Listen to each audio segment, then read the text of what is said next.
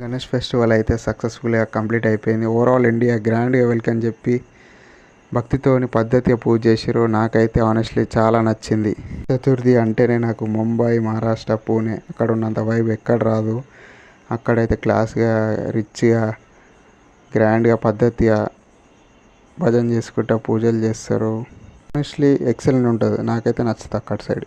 ఇప్పుడైతే మనం tank bund దగ్గర ఉన్నాం. లాస్ట్ డే ఆఫ్ నిమజ్జనం కాబట్టి నా వీడియోలో మీకు అన్నీ చూపిస్తాను.